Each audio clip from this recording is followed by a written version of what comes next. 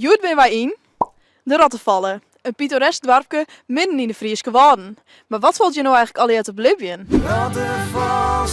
Rottevalsters, jong maar mij is mij. De Rottevallen is letterlijk verneemd naar een rotteval. Dit komt door de sluis die al rond het section 100 skippen bij turf van een hege naar een lege wetterpeil bracht en onze mom. Deze sluis hier de vorm van een rotteval.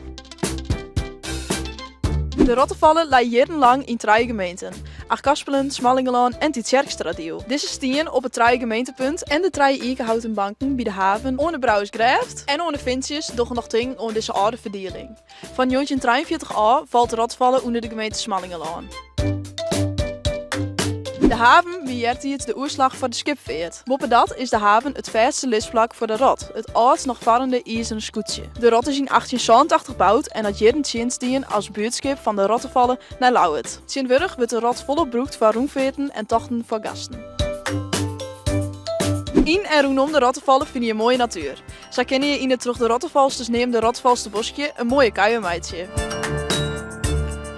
Boven dat vind je krekboeten het Wab de Leyen. Een meer met eilandjes eromheen en een mooie natuur om te verkennen. Het meer is ontstaan door veenafgraving en is daardoor op een soort plakken ontjip. In de zomer wordt hier een soort zwom en boven dat is de Leyen een populair watersportgebied. Laten we de volgende keer weer in het dorp komen? Laat het even weten in de reacties.